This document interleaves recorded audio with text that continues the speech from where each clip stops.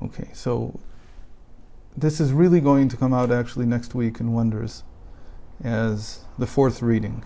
And it's called Marriage, Intimacy, and Prophecy. And it's connected there to the verse where after Avimelech takes Sarah and God reveals himself to him in a dream, then he tells him, you need to ask forgiveness from, return the woman to her husband, to Avram, and he'll pray for you, for he is a prophet and you will live. So he connects this idea of marriage to prophecy. It's not something that you usually think about. The marriage is related to prophecy.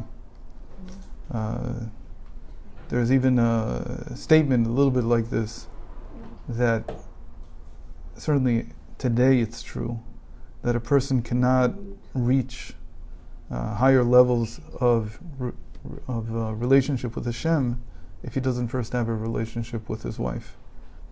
Meaning that one stops the other. You can't advance spiritually if you can't first of all relate here in the material world.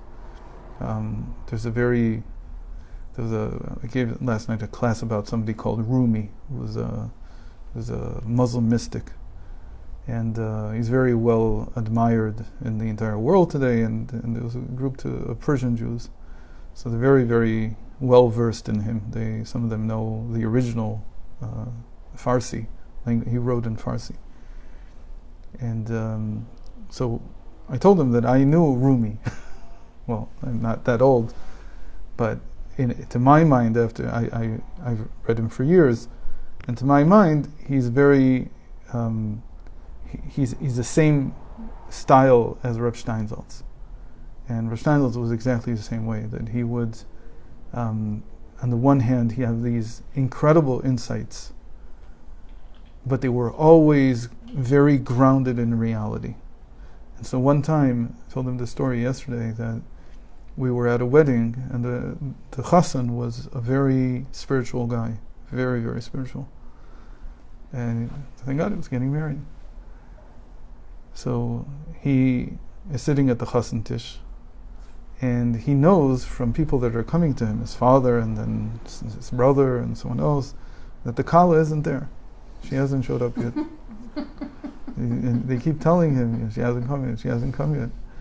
And he's very, very worried. He doesn't know what to think. So Rav Steinsaltz, he's at the tish, and he's giving the tish. So he says to the chassan, I know you think that you're going to marry the Shechina, or at least the Sphira of Malchus. But here's the big thing, you're going to marry a woman, and people are late. So your job is now to smile and act as if everything is okay. That's what you need to do. And he did that, everything was fine, of course, but just even that thought that you can't really connect to Hashem until you learn how to connect to here below. Not everyone's an extrovert and has to be the life of the party, but you have to, in your relationships, to build them the proper way. So this is the beginning of a relationship between prophecy and marriage, that both are avodas Hashem. Prophecy was not just something that someone woke up in the middle of the night and Hashem gave him prophecy. Prophecy was something that people pursued, sometimes their entire life. We have a prophet by the name of Yirmiyahu, so everybody's familiar with him, Jeremiah, and he had a scribe. Shalom Aleichem Yudis. And he had a scribe, his name was Baruch ben Neriah. And Baruch ben Neriah was with Yirmiyahu from pretty much day one. From the moment he took on junior prophets, people who were training to be prophets. And he was with him for his entire life. And he wrote the book of Yirmiyahu. He was the one who actually wrote it down. Yirmiyahu told him what to write, but he was the scribe. And his whole life he was a prophet in training. And he never had a single prophet, a single prophecy, not even one. So this was something that people pursued, and they could spend their entire life pursuing. It's not something, it's not something that was just, we tend to think of prophecy as like, oh, you wake up in the morning and suddenly here it is. It's right in front of you. It's something that you work on. And so that's the correlation between the two.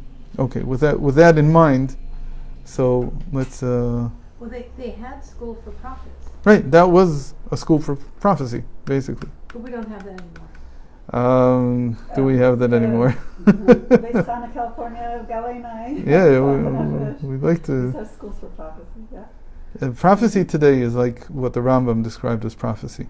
It's a little bit different than what it was. Which is?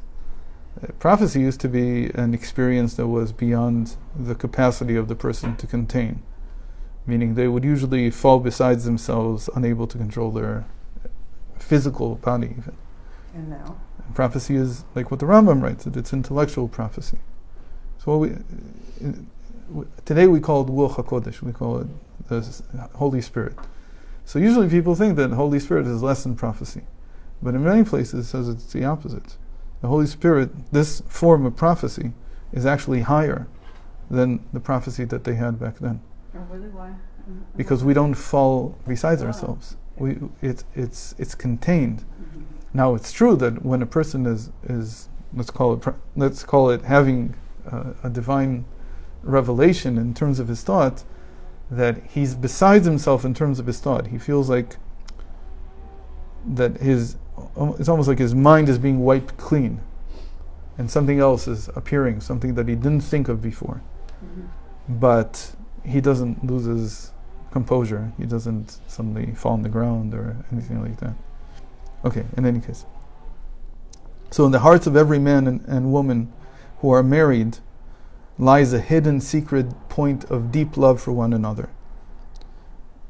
It's very important to know this, that it has nothing to do with the relationship between them. There is a hidden secret love that is the real reason that people got married. Meaning we think there's all kinds of, like everything in the world. we see what we see, what our mind understands, what our heart understands. And usually that's very external. But there's, what we say like that someone's a besheret, what we mean to say is that there's a connection that's deeper than this world. It transcends beyond it. As we'll see, that's what we call the connection of the world of Atzilus, in the world of emanation. The world of Atzilus is a world in which there's no separation between the world and God. It's like one thing entirely. Today's Hayom Yom, how do you say Atzilus in Chabad? So today's Hayom Yom, it says that the Alter Rebbe, he couldn't even say the word Atzilus. It was hard for him to say the word, so he would just say above. Above, lemala, whatever's lemala. And when he would write it, he wouldn't write out the full word. He would just write the first three letters, Aleph Tzadik Yud, and then he put a little tag that's like there's a continuation, but I can't write it out. So what is that? Why? Because in a certain sense, you can't speak the world of Atzilus. Everybody has it, and everybody is in it, but you can't say it because the moment you said it, it's almost like it disappeared. So the Magid of Mezrich used to say, Atzilus is Eichda. That Atzilus is here, is also here. Don't think that above means somewhere geographic. It doesn't mean somewhere geographic, it's not somewhere else. It's here, but it's a different state of mind. It's a higher state of mind. So we can't be there all the time. But that's where this point of love is. This hidden, secret point of deep love for one another is in the world of Atzilus. And in the same way that we're not perfect people, so when we descend down into our physical world, into the lower worlds of Bria, Yetzirah, Asiyah, so we lose touch with that. But it exists. Now, that's the mystical side of it. Now you have to translate it into into something actual. Because if you just say, okay, so we have something very high, it's very nice, you can't use it day to day because it's outside the world. In a certain sense, it's above our. So therefore, he says, however, it is not enough for this love to remain concealed, even if it is felt emotionally. you have to reveal from time to time the world of Atzilus. Even though Atzilus is so high, you have to have once in a while contact with it. Because if you don't have contact with it, you lose sight of what you're doing here. That when a person comes to a Rebbe, that's exactly what he feels. He feels refreshed that, oh, here's my source. I see my source. And when the Rebbe looks at you, he sees your source there. He sees what you are there. And he gives you a taste of that. So it must be revealed within the relationship between the couple. There have to be times when it is revealed.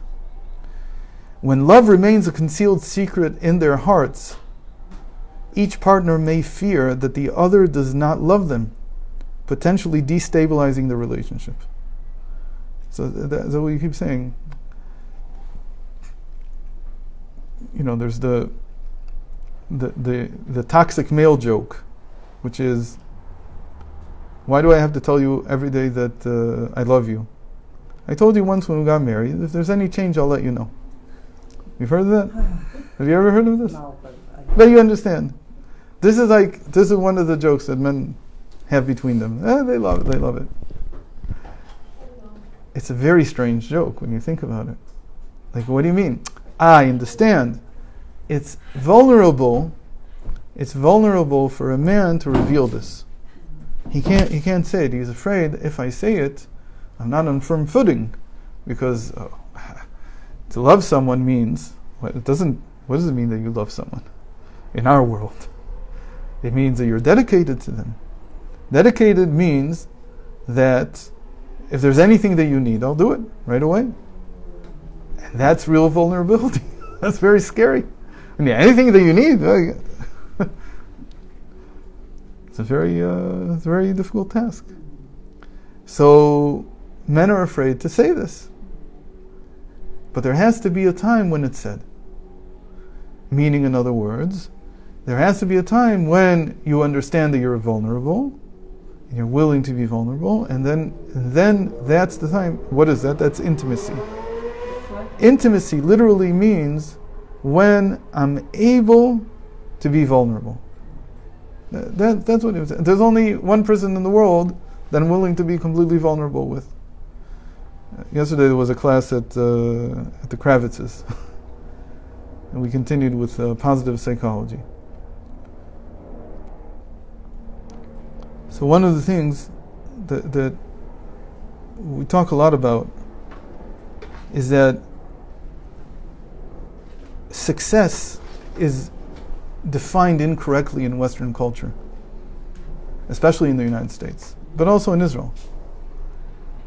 How do you define success here? Everybody knows. It's not a big secret. It's how much money you have. It's wealth. That's success in America. That's what it means. Now, if we're to teach our children something deeper, we have to also exercise that definition of success.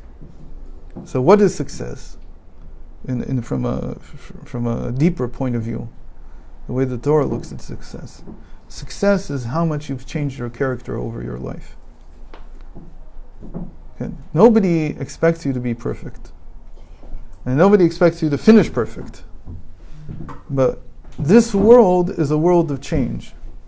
After the neshama departs the body, there's no more change possible. You have what you have. You did what you did.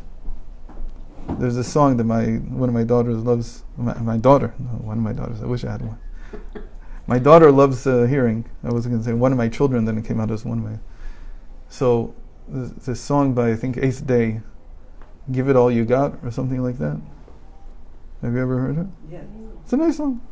Whatever. It's like what I used to hear when I was 40 years ago. But now it's with Hebrew and with good lyrics. So that whole idea that you don't get another chance, this is the only chance you have to change, is here, that has to be impressed on children. That is real success. Now, how would someone know? How do I know if I've changed? None of us know if we changed. We think we're always changing and improving and so on. But there's only really one person that knows how I've changed, if I've changed, have I improved, and so on. There's only one person in the world, my spouse. It's the only person who knows, because that's intimacy. Intimacy is, first of all, that you know everything about me, the good and the bad. And then you accept this statement that this world is about improvement. And then you can judge whether the person was successful or not. But there's only one person who can gauge it. Only the spouse knows. So it's actually on the back of The Mystery of Marriage, the very important book from Rav Ginsburg. And it says only our spouse can gauge our ability, how much we've improved in life. And so we can't ask the people around us because they don't know. We hide it, we mask it, we put up a show. But if you live with someone, you know who they are. You know exactly who they are. Even our children don't really know who we are. We don't show our children exactly who we are. In any case, so there has to be a sharing of this point of love. And when is the right time? The right time is when there is intimacy, when you're vulnerable anyway. So love does not need to be put openly on display for everyone to see. That's not the Jewish way. But it is crucial that it be clearly evident to the couple themselves. They between themselves need to know this. They need to be able to say this to one another, that I love you and I care for you and I will do everything that's needed for you. Revealing the secret of love, and this is what we call love, is ahava, is the inner experience of chesed. To do chesed, you have to have love. It's like the motivator behind it. You can't do chesed if you don't really have love. So, to reveal it serves to establish and build the home and the reality or world in which the couple live and flourish.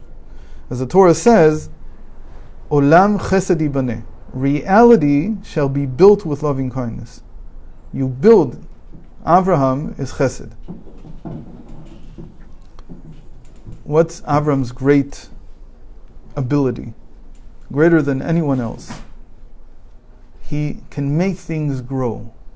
That's his superpower. We don't hear of anyone else, I think in the entire Tanakh, I wouldn't say in the entire Tanakh, but certainly in the entire Torah, even Moshe Rabbeinu, we don't hear this, that he had disciples that are called chanichim. This is actually in today's reading. Vayarek et chanichav. He took his disciples.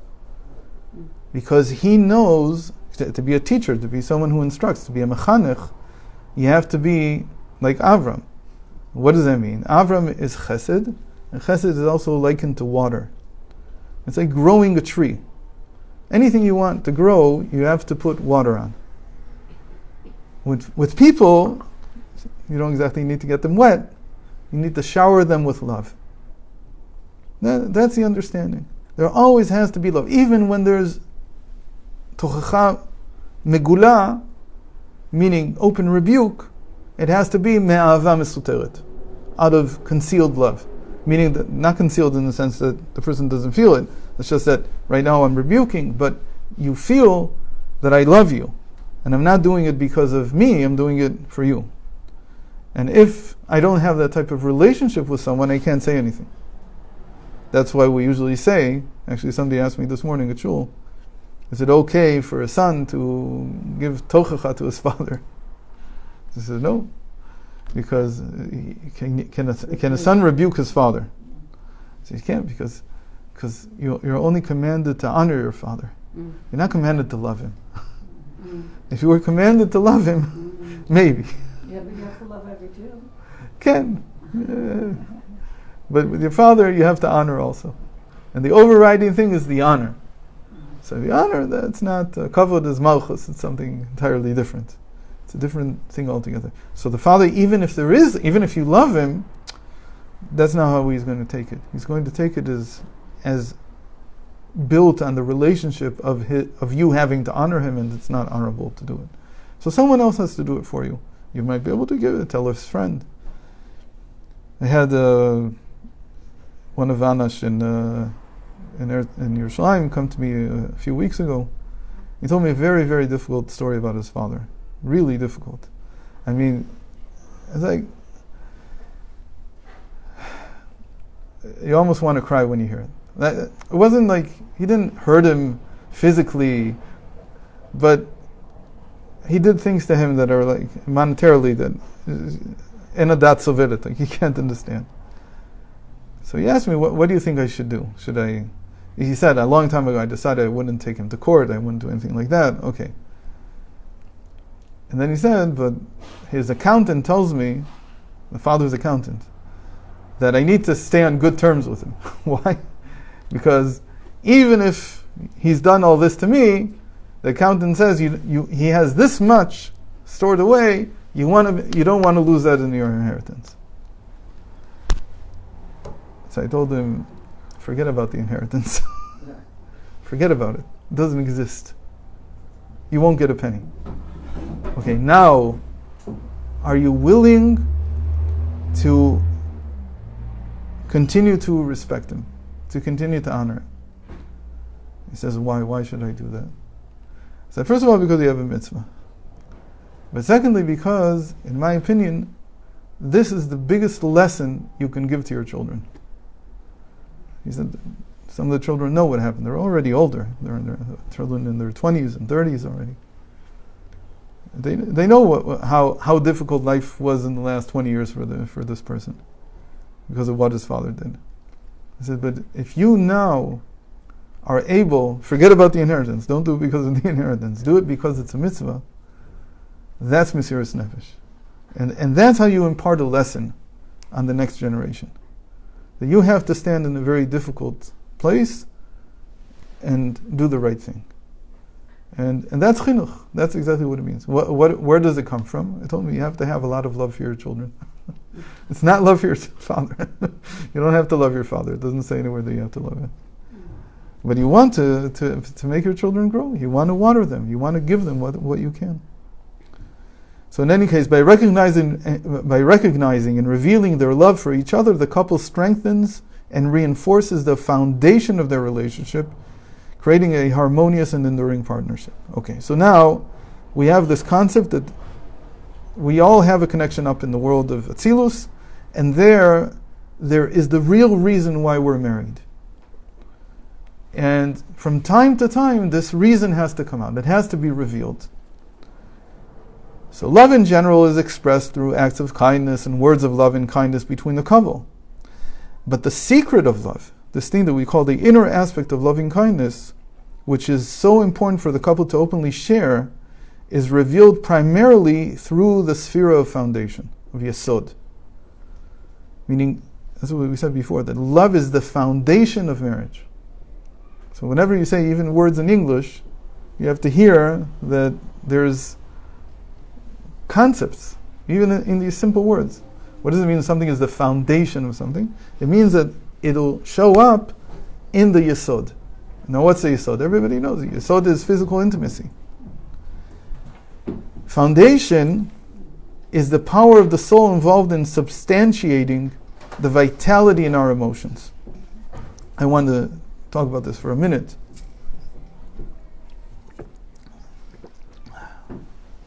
This is actually the topic of, it says here on the back, of the road to self-fulfillment. And we're going to have on Sunday, there's a mini course on exactly this topic of how one fulfills themselves. And normally, someone, I think the first class is called something like, I changed the name later, but self-fulfillment as a mitzvah. Because normally we would think maybe it's not like that. Maybe it's the opposite. Maybe it's usher for a person to fulfill themselves. I guess it depends what you consider self. No, mamish, I mean self. I mean themselves, the way they understand themselves. So we'll take a little detour, since he asked the question. Because I'm still in the atmosphere of last night's class with the Rumi. So Rav Steinsaltz had this beautiful thing. Somebody asked him once, is the I that I feel, the self that I feel, is that the neshama? Every person feels themselves. is that the neshama? So he thought for a while, and then he said, the way to think about this is that every person is a multi-storied building. You have to think of yourself as you have many, many floors. The neshama is all of these. But it all is a question of where do you live in this building? He says, Hashem wants you to live in the penthouse. He wants you to live in the highest place that you can. He says, but what can we do? The most people live either in the ground floor or even in the basement. And so they think that's their neshama. It's true. Even the ground floor, even the basement has something to do with the neshama, but don't think that that's all your neshama is. And you have many floors to go up. So you have to go up. So what we're going to learn is that the process of fulfilling yourself is actually the process of climbing the stairs. Hashem put a drive in us to feel fulfilled so that we can climb, so that drive is what pushes us up. Why? Because you can't fulfill yourself, you can't succeed in the world without having a dialogue with Hashem. Nobody can. Even the biggest atheist. They have a dialogue all the time because there's success and failure all the time. And so, what did I do? It's like, if there was no, it says it in the future, there won't be any such thing. There won't be any progress in that sense. And so, we said this before, certainly after a person passes away, there's no more progress. But even in the world to come, meaning Olam Haba in the sense of Olam HaTchiyah, the world after Tchiyas HaMeisim, even there, what we call today progress won't exist. Meaning, the whole relationship with Hashem will be based on something completely different. It won't be like we understand it now. Today, a person feels a relationship because I wanted this and you didn't give it to me. So, okay, so let's start talking. I understand we have to talk now. When it blows up, now we have to talk. The same thing with marriage, same thing. If it doesn't work, now we have to talk. But to understand it, that it's meant to be fulfilled. The success and the failure is part of the process of climbing the stairs. You can't do it without that. And so, when a person gives up on the world, that's when he doesn't really give up on the world. He stops connecting to Hashem. You can't ever give up on the world. That's why Jews are different than everyone else, in the sense that no matter how much we've been hurt, we haven't given up on the world. Because we understand that the world is just like a medium through which we connect to Hashem. And we can't give up on our connection with Hashem. So we keep engaging the world. We keep trying to move forward. We keep trying to do something. Anyway. So foundation is also the sphere associated with the concept of a covenant. What does a covenant mean? A covenant, brit, is a word that doesn't exist in English. I know it exists, I just said it, covenant. But it doesn't really exist. Because people don't make covenants anymore. Even when people get married, if they don't know enough Yiddishkeit to be able to say that marriage is a bris between a husband and a wife, they would never think of this. They think of it as a contract. Not long ago, I don't know enough about America today. I haven't been here in many, many years, and so I only know things from afar. So what I was told, I was speaking to a dayan in Florida,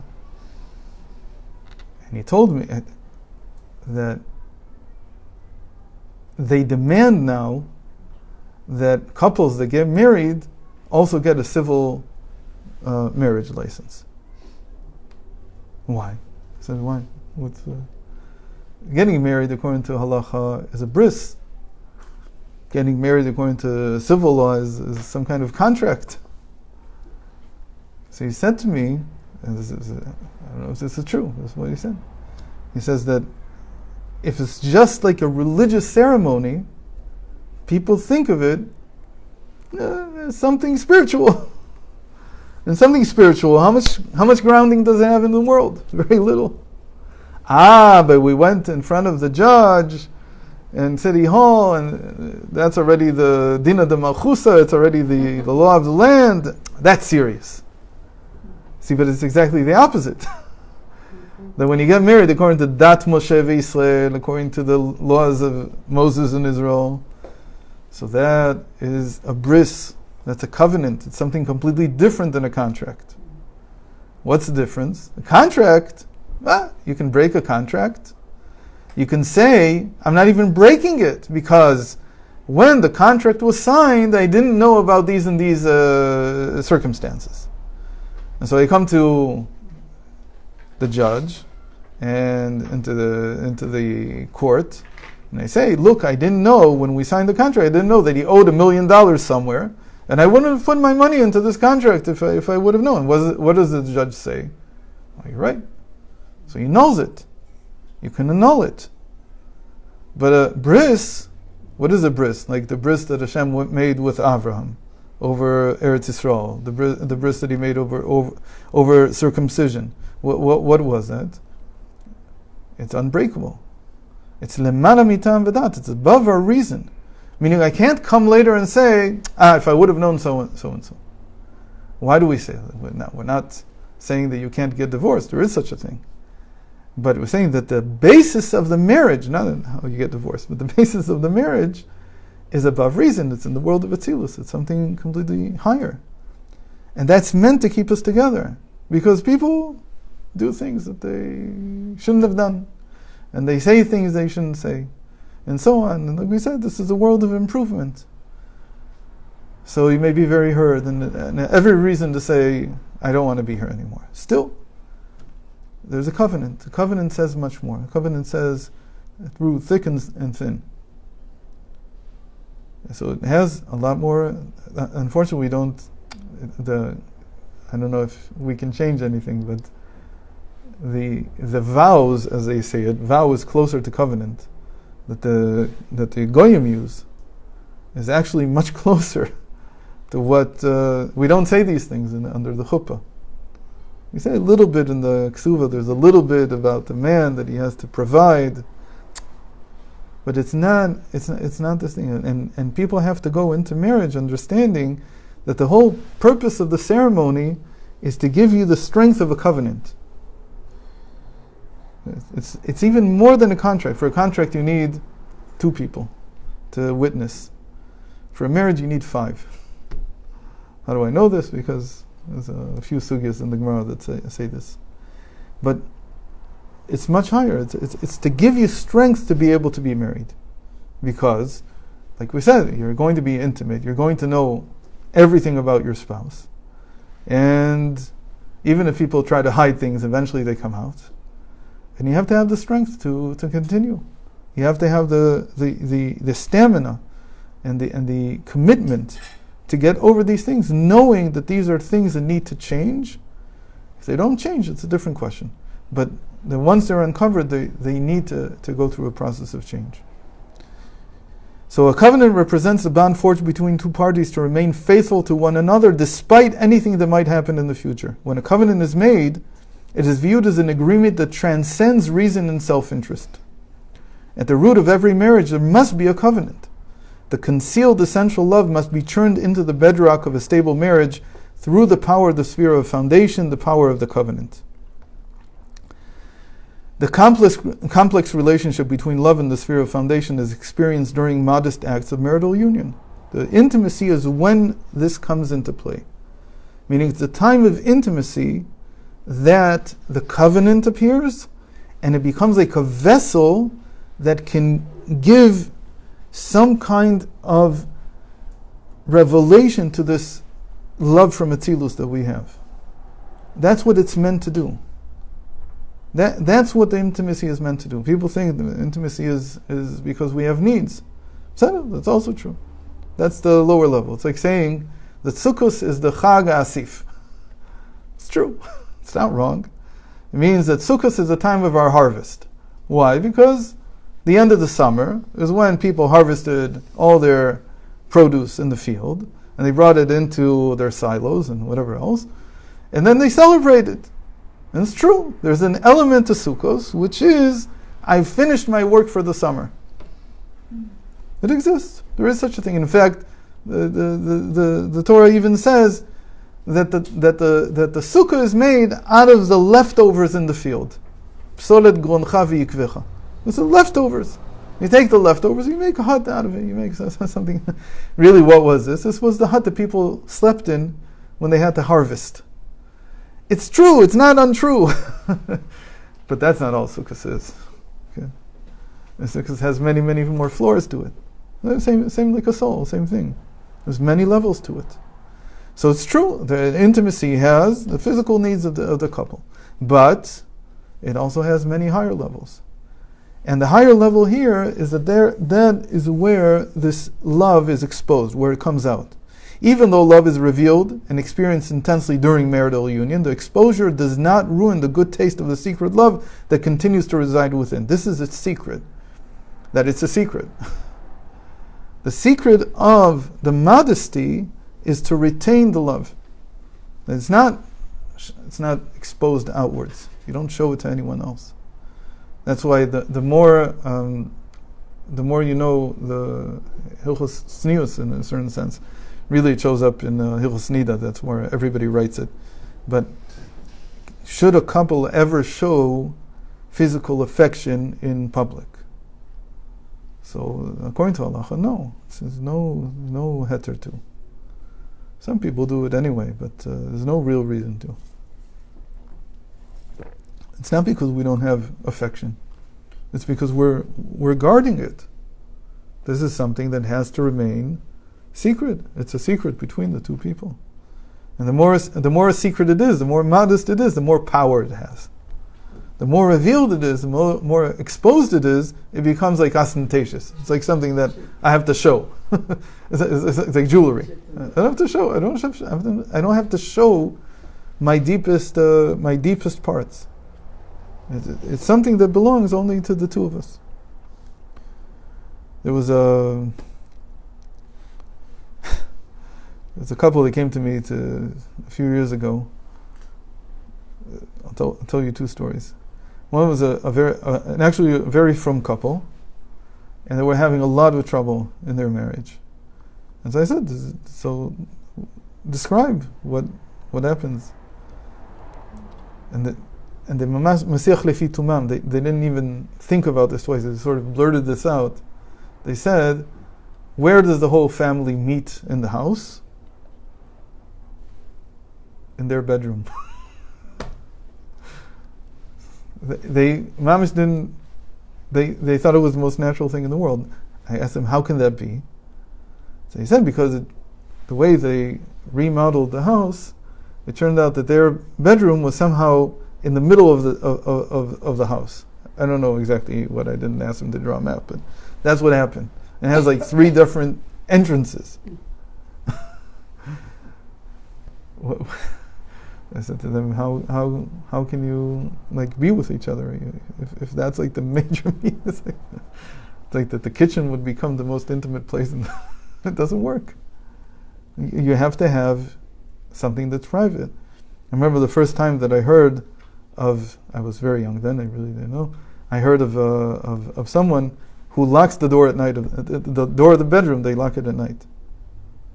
Always.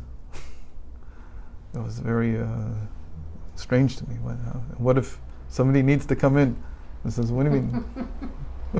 Why would anybody need to come in? It doesn't matter. It's like, why? There shouldn't be such a thing. So that's one story. Now, this is about frum people. Now, not frum people. There's a lot of very, very good kids today in Eretz Yisrael, and then they're simply ignorant. They don't know anything. So I sometimes do marriage counseling. So this young man is beautiful, mamish, wonderful man, very, very strong believer, mamish, very strong emunah. But he doesn't know any Torah, like almost nothing. Like he knows what it says in the parsha. That's what he knows, because he goes to shul on Shabbos, but that's all he knows. So he got married, and he comes to me and he says, in the beginning everything was fine, and then after a few months he says, I don't like the way my wife looks. So I asked him, how do you know how your wife looks? How do you even know? I'm not talking about like he doesn't recognize her face. I'm talking about he doesn't like the way she looks, her whole body. He says, how do you know? He looks at me like dumbfounded. Doesn't understand what in the world I'm talking about. He never heard of this concept that intimacy is in the dark. He never heard of this. I said, if you don't know, the halachot weren't made to burden us. Especially the Rabbanan. This is the Rabbanan. There's nothing in the Torah that says it has to be in the dark. This is a pasuk that they connected to. Why did Chazal do this? Because they saw that this was necessary. Because they know they were men. They knew their problems. So he said, it's not, and they heard from their wives, we feel uncomfortable. They knew all these things. So they said, it's halacha that it has to be in the dark room. You can't see anything. And lo and behold, they went home. He went home to his wife and he says, there's all these halachot that we've never learned. Let's start learning them. And after 2 months, they're back in Gan Eden. Oh, wow. Very simple things. It's just halacha. So many divorces because mamish, really, you think people are just crazy out of their minds. No, it's because they don't know halacha in a certain sense. It's that simple. You have to teach halacha. You have to make sure that people know this. And so when there's a kala class, I'm sure that everybody teaches when there's a kala class. But the question is whether this is taught when there's no kala class. I was just in Poland a couple months ago for Yud Beis Elul, which is the yortzeit of the Pshischa, Simcha Bunim of Pshischa. And we've been going for a few years because one of my good friends, he's a Michigan on Pshischa. So we go every year. And so we started going 10 years ago. 10 years ago, there was almost nothing there, and you had to call up a non-Jew who had the key to the Tzion, and he'd open it up for you, and the place was usually, the Jewish cemetery was full of beer bottles and vodka and whatever you want, and it was a mess. And so over the years, we got used to it. And then we heard that this year, this is a new thing, there's shlichus in the regular Hasidic world. Ever heard of this? Did you know there's such a thing? The Biala Rebbe, Biala is a descendant of Pshischa. The Biala Rebbe in Bnei Brak, he decided to send one of his Jungerleit, one of his Avrechim, one of his young men, to live in Pshischa. Why? He says all year long people come. There has to be achnasas orchim. There has to be a hospitality there. So he sent this young man. He's been there for 6 months.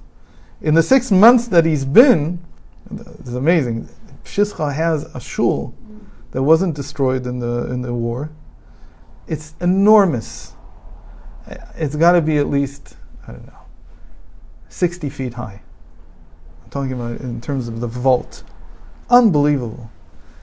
And the reason it survived was because the Germans used it as a stable for their horses. People know, maybe you don't know, but in World War II they still had horses. They still used horses. So it survived. But it looked like a stable. So in the last 6 months, he's had it cleaned out, and he's put together enough money to make it possible to daven inside. It's not yet renovated. He also got a whole building that belonged to the Jewish community before the war, and he opened up a achnasas orchim there. And now he has a full kitchen, and he has a dining room, and he started building rooms for people to sleep. He's done all this. Why am I telling you this whole story? apart from the fact that shlichus eventually catches on, you should know that what the Rebbe started continues on. We asked him, because we came and we saw everything was clean. So we said, did you clean it up? He says, in the beginning, that's what I did. Every week, after the weekend, after all the kids, the teenagers, would finish drinking and going crazy in the cemetery, so I would come and I would clean everything out. I said, but what am I doing? Why should I have to do this? So he taught me something so simple. I guess I'm too. I'm already too.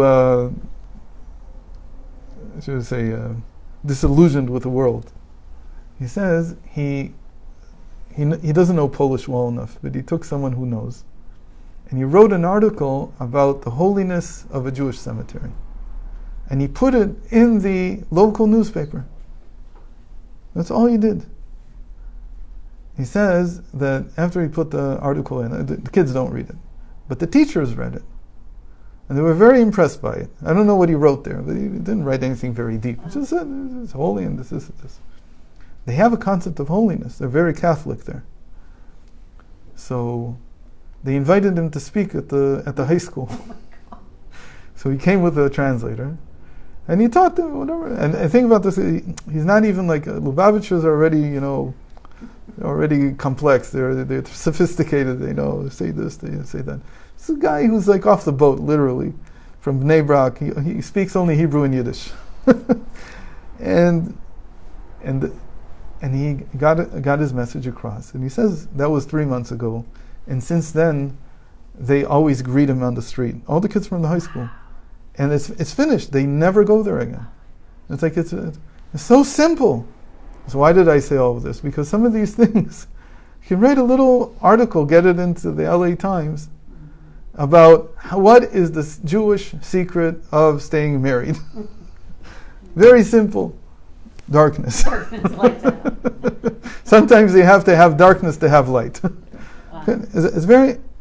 We don't understand that the world is really, in many ways, different than it was, and people are waiting to hear something like this, and they'll use it. They'll take it. Who knows? You know, the fertility rate in America is under 2 already, which means that we can't even count on America for being America in the long run, because there are not enough children. Why are there not enough children? There's a lot of reasons, but certainly one of them is divorce. And certainly, if you can improve the relationship between people, the Rebbe considered this to be a mitzvah, by the way, by non-Jews also. That we have to teach them to have more children. It's not just by us. In any case, it is important to understand that disclosing love between the couple is the very essence of the act of physical marital union. That's what it's really about. Disclosing this love. The physical intimacy between the couple that the Torah defines as a mitzvah, an obligation for the man, is intended to encourage the man to fulfill his wife's needs for companionship and a sense of longing and belonging. So this sentence wasn't in the original article. I added it because it's the topic of tomorrow night. So I thought that it was a good place to add this. And we'll talk about that the physical intimacy is intended to encourage the man to fulfill his wife's needs for companionship and a sense of longing and belonging. The sages provide guidelines for how frequently each husband should provide his wife with physical intimacy, taking into account his strength and his obligations.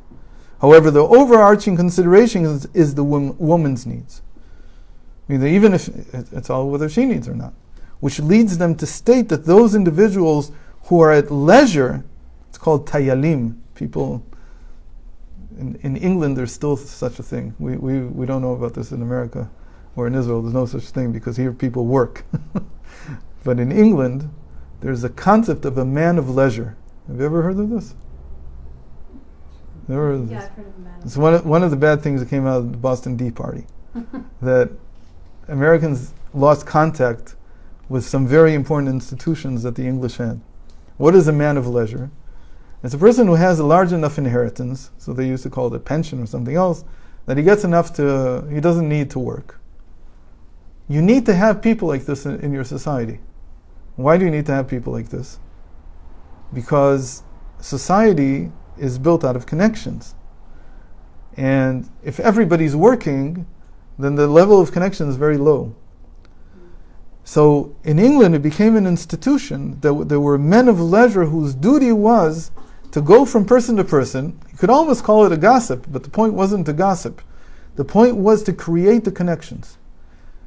The famous story that Bayas, this is like the L'chaim after Shachris. That there was a shul, I heard this originally from Ephraim Levitansky, Al Shalom. He told me that because he used to have in his shul in Simcha Monica, he used to have a L'chaim every morning after davening. And I asked him, "What is this?" I said, "This is like a Hungarian custom. Like, but the Hungarians, they do this." He said, "Chabad, they do this? I've never seen this." So he says to me that he wrote to the Rebbe to ask him whether people wanted to do it. And he said, and so the Rebbe told him the story. And everybody knows the story, right? That there was a shul in which they had this somewhere in Hungary or Romania, wherever. And then one time they had a new Rav came to the community, and he said, "This is wrong. What do you mean? People drink yashar ala boker, like right away you drink. What are you, a bunch of drunkards?" So he had them stop. And then he said that somebody got sick and died, and somebody lost his business, and all kinds of calamities began to happen. So they came to the Rav and said, "What happened? What do we do?" So the Rav stopped and said, "I don't know how, but maybe it's connected to the fact that I stopped you from saying L'chaim in the morning." So they began to say L'chaim again, and things got better. So the Rebbe said the real reason isn't that it's not that L'chaim has some kind of sgula. It's not like some kind of thing. He says that in the morning, if people spend a few minutes together and they discuss, they have time to discuss things. So one person hears, "Oh, you don't feel good. You should get checked by this doctor," or you should. The other one says, "Oh, you need a loan." Okay, so this you need grease to make society move. It's like a machine. So the man of leisure was the guy who was the oil. He was the grease. That's what he did. So in Hebrew you say a tayal. It's called a tayal. A lot of people don't understand why. And it says you're supposed to be metayel in the sukkah. Ever heard that statement? The Gemara says metaylin ba. You're supposed to, and the tayel today is people think is to how do you say it? Spazieren. So it's not.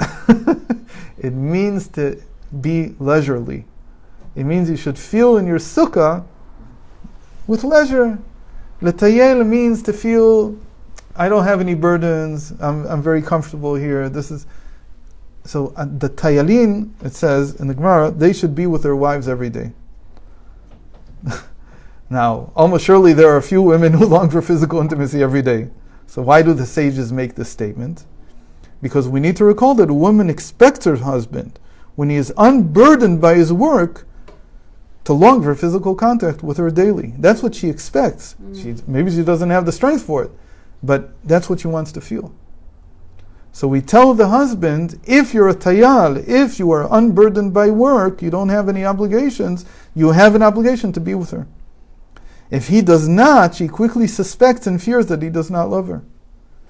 And there's no real logical reason for it. It's just because there's, inside the woman, there's a longing for connection. There's a longing to be wanted. So if you don't give that, then she suspects that maybe you don't love her. Thus, physical intimacy is not only about the fulfillment of physical desires, but also and mainly about expressing the inner love between the couple. So what is this inner love? That, first of all, we belong together. That's exactly what it means in the world of Atzilus. In the world of Atzilus, it's like we're one. So I can't show you this all the time. It's not something that can be revealed all the time. But exactly the point of the intimacy is to reveal it. Now, we're coming to what is the point of all this. This was just an introduction. So now I'll say the point very quickly. The word secret, sod, is a very important word in Torah. In the Medrash, there's a Medrash that says like this, that initially the secret was revealed to those who fear God. There's a secret. What secret are we talking about? The Medrash doesn't say. There's a secret. To whom? So ostensibly it's talking about any secret. The first, it's revealed to those who fear God. Yire'av. As it is written, Sod Hashem lire'av, the secret of Havai is to those who fear Him. It was then given to the upright.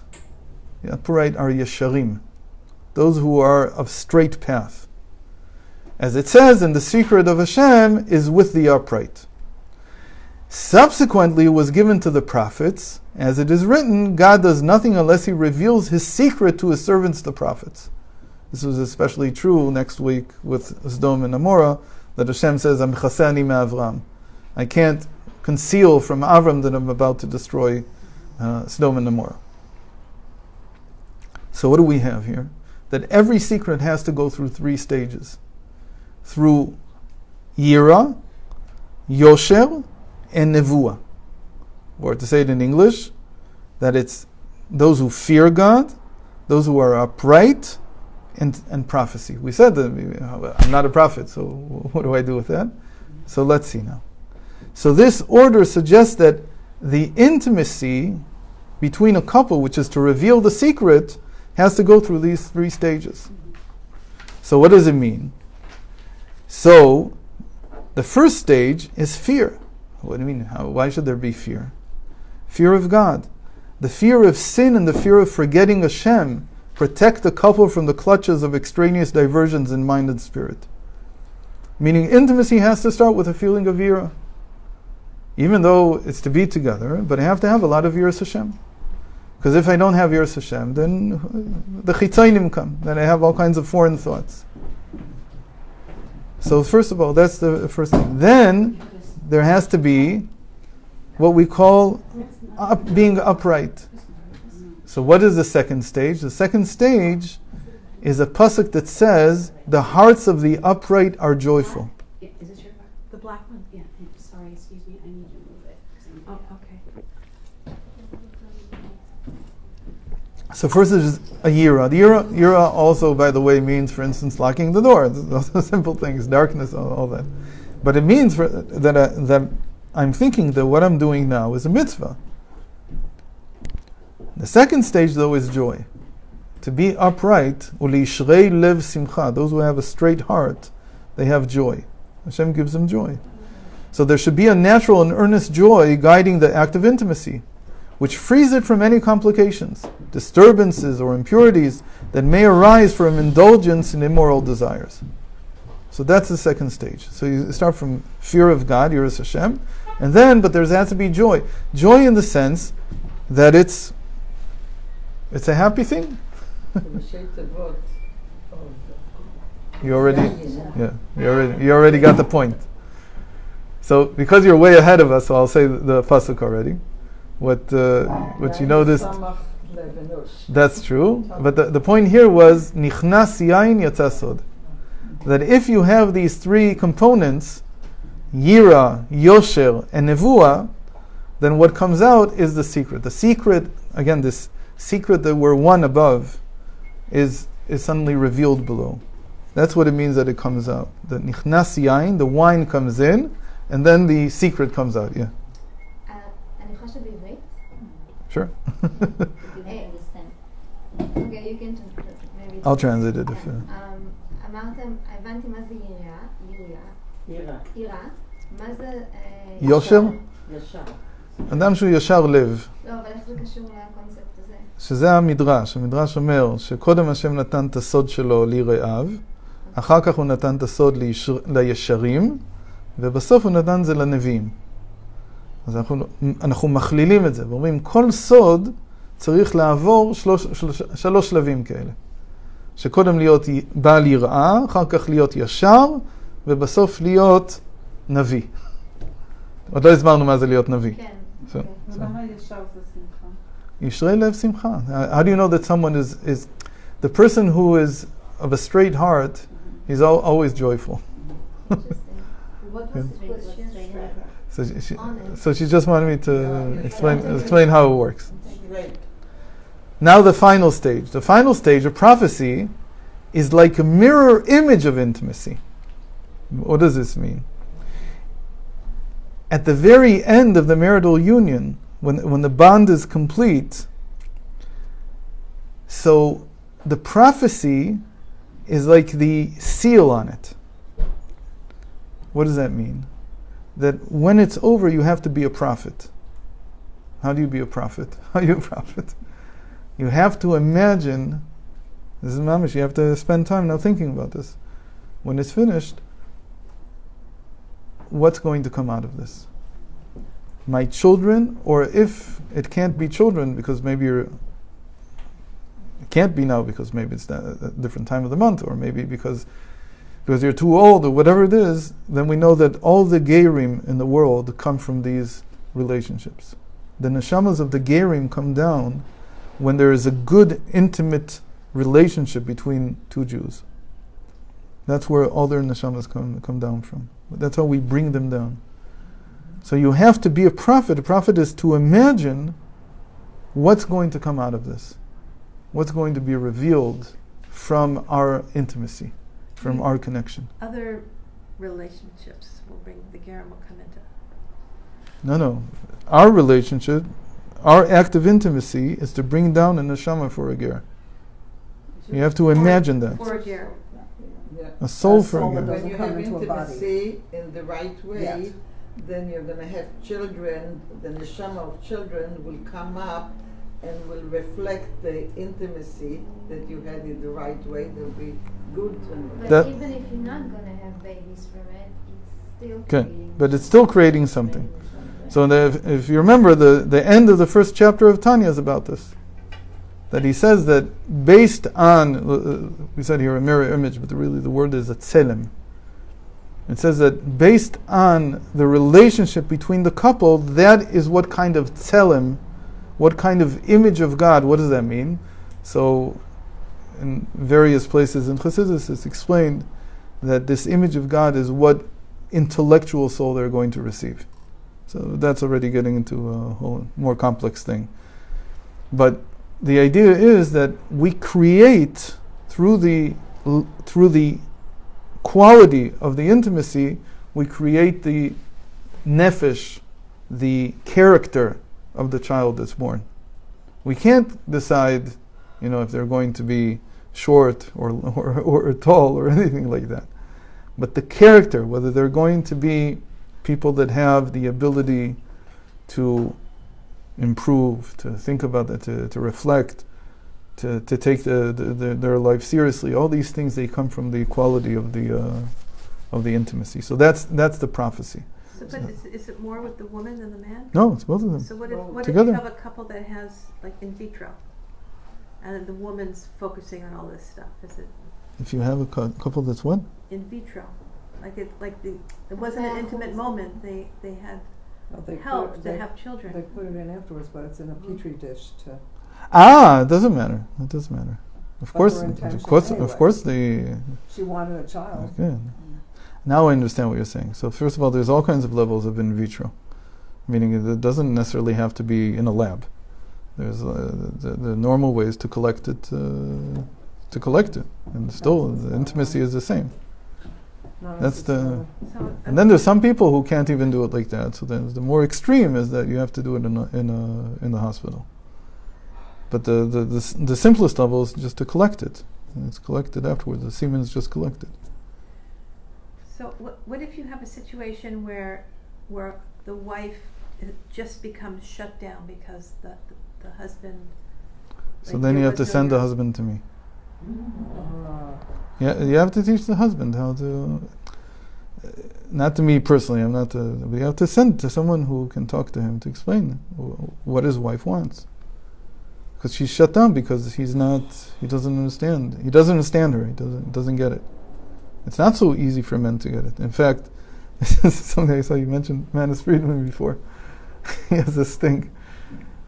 He's very, he's all laid back. And then he suddenly shoots out this sentence. It's like he took an art. Anyway, he said, men and women cannot be together So if you're not planning on getting married, stay as far apart as you can. You understand? It's very deep. They're so different that if you're not going to do it for a mitzvah, if there's not going to be this secret above in the world of emanations going to hold you together, don't bother. Because they can't figure each other out. There has to be something higher that's holding it together. It just doesn't work. You can try, but most chances are it's not going to work. Yeah, I have to leave too. Seido. We're finished anyway. But I will. I'll see you. Rabbi, they say man sees more than hear, right? So what's that? Can you? I don't know. I've never heard that. You never heard of that? Ah, that's what you mean. So that's. Do you want to announce tonight's? So tonight we're at Beis Betzalo at 7:15, and I'll talk about a very, very different topic. Let me just close this.